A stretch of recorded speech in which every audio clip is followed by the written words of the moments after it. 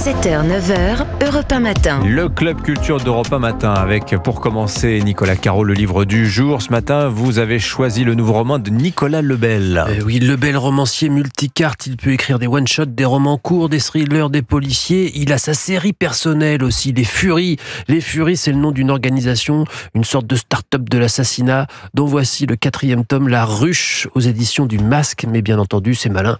On peut les lire indépendamment les uns des autres. Vous pouvez commencer par celui-là, par exemple. Alors, que raconte-t-il, ce livre ? Alors, ça commence très fort. Dans le genre, scène d'introduction, elle entre dans le top 10. Un homme à Genève qui marche dans la rue. Il est alpagué par un SDF qui lui demande un peu de sous pour nourrir son chien.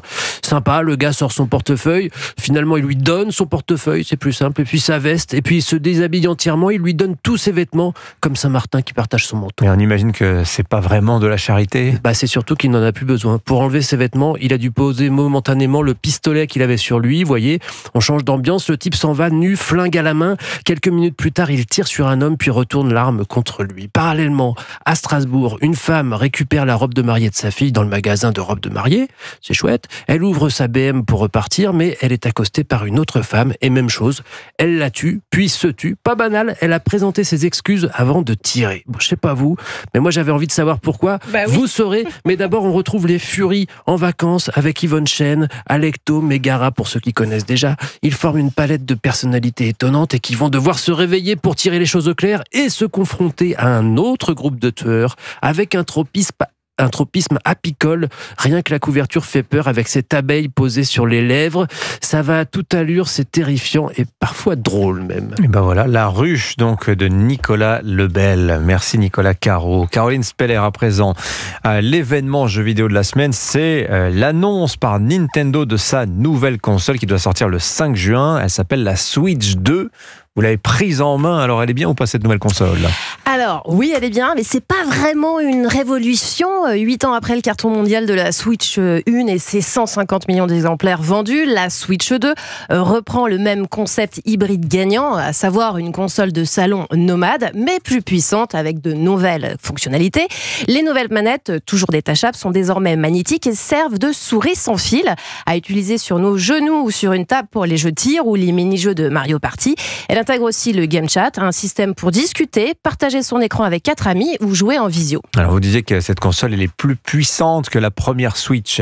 Qu'en est-il ? Alors pour simplifier, Dimitri, la Switch 2 s'apparente à une PS4 Pro de 2016, plus rapide, plus fluide, avec plus de mémoire. Elle accueille des jeux jusqu'ici réservés aux PC, aux PlayStation et Xbox.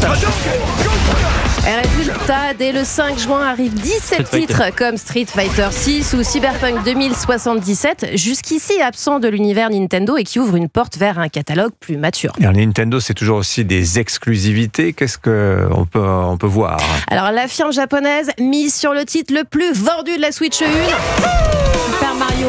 Oui, Mario Kart. Vincent Hervouette joue à Mario Kart. Mario et sa bande reviennent donc avec Mario Kart World, un épisode en monde ouvert encore plus déjanté.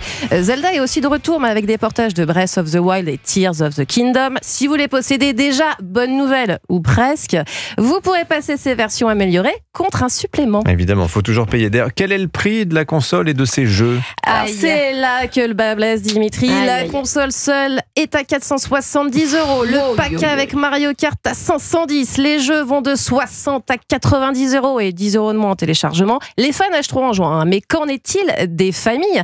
Nintendo s'éloigne de la marque grand public, abordable. Alors, la rétrocompatibilité des accessoires et des jeux Switch 1, le prêt des jeux à distance avec nos amis seront-ils des arguments suffisants pour que les familles investissent ? Le jeu vidéo est grand public, oui, mais aussi grand budget. 500 c'est vraiment €, oui. très cher, 500 €. Là, c'est l'inflation. Et avec les taxes douanières, ça va aussi avoir quelques impacts. Vos petits-enfants vont vous ruiner, Vincent. Je sens Noël 2025. Caroline sait faire un tour de manège. Voilà. Merci Caroline Speller, merci Nicolas, merci Vincent. Allez,